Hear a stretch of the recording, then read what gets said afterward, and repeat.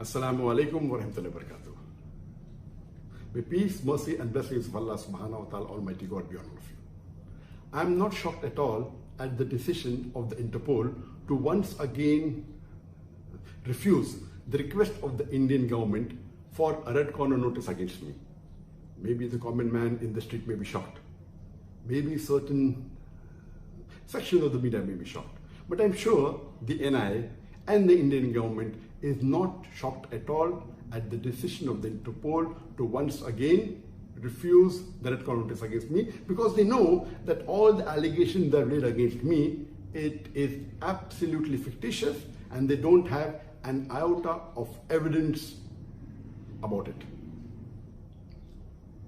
My lawyers tell me that normally when any country requests for a red corner notice to the Interpol on charges of terrorism, rarely do they refuse it. But in this case, the Interpol, alhamdulillah, praise be to Allah, they refused it, knowing very well that all these allegations were fictitious, they don't have an iota of evidence, and it has a political and a communal agenda. Normally, when the Interpol issues a red corner notice against charges of terrorism, doesn't mean that the person is a terrorist. He may be, he may not be, unless the court, in a court of law, after analyzing the evidences, say that he's a terrorist. Can you consider that there are chances he'll be a terrorist? Just by a red corner notice being issued does not indicate that the person is a terrorist. It has been for more than 3 years since the Indian government, the NIA, is trying to find evidence against me. They started in July 2016, 3 years ago, to find charges against me. First they did allegation that I'm involved in terrorism. They could not give proof. Then they said I'm involved in hate speech. Then they went to money laundering, and alhamdulillah, all of their efforts have failed. Even the appellate court of ED, they clearly said, and they put a stay on them to attach my properties. That means the verdict of the judge carries a bigger weight than the complaint made by the ED. I wonder that why for the past 3 years is the NIA, the Indian agency, wasting the taxpayers' money just to follow the agenda of the political bosses? Don't they have the spine to speak the truth? Have not these officers read the Holy Scriptures? And I wonder that why is the Prime Minister of India, that is Narendra Modi, the NIA and the Indian agencies are not following the advice given to them in the Hindu scriptures? I am a student of comparative religion. I would like to advise them that why don't they follow the guidance given in Rigved in book number 7, chapter number 104, verse number 122, where it says that speaking truth is easy.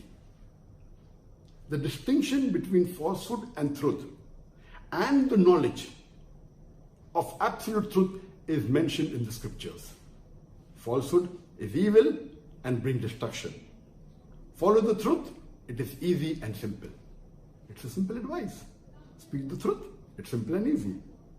Furthermore, it is mentioned in Mahabharata, in book number 8, chapter number 49, verse number 27, that speaking the truth is indeed very virtuous. There is no virtue which is more virtuous than speaking the truth.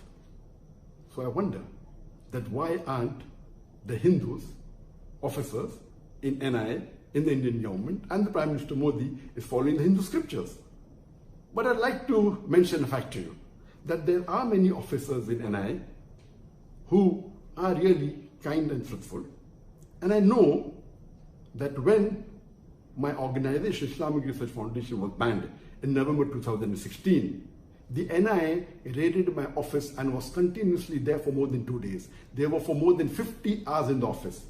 And my general manager at that time, who was Mr. Manzoor Sheikh, may Allah grant him Jannah, he told me that the NIA officers were very frank in saying that we are wasting our time in spending so many hours in your organization, because we know that we will not find any evidence of terrorism in Islamic Research Foundation.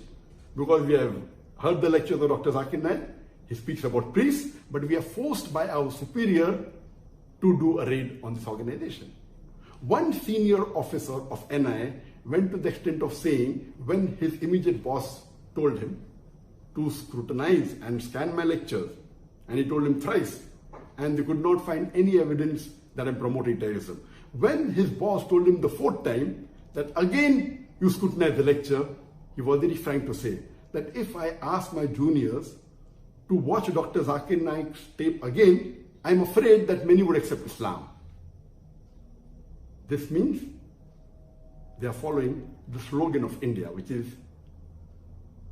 known to us, that Satyamev Jayate. Where do they get the slogan from?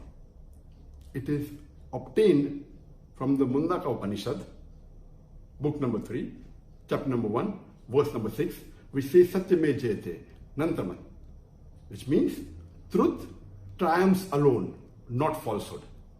I would like to thank the Interpol, because this message of the Upanishad is also mentioned in the Quran, in Surah Isra, chapter number 70, verse number 81, which says, وَقُلْ جَهَلَكْ وَذَاكَ الْبَاطِلِ إِنَّ الْبَاطِلَ كَانَ زَهُوقًا.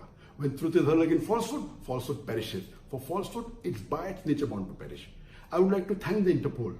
Though they are not Indian, they are following the advice of the Indian slogan, Satyamev Jayate, truth triumphs alone. They are following the advice given in the Upanishad as well as in the Quran. My only request is, why doesn't the Prime Minister of India, Narendra Modi, the NIA and the Indian agencies also follow the advice of the Upanishad and the slogan of India, that is Satyamev Jayate, truth triumphs alone. Thank you. Assalamu alaikum. May peace be on you.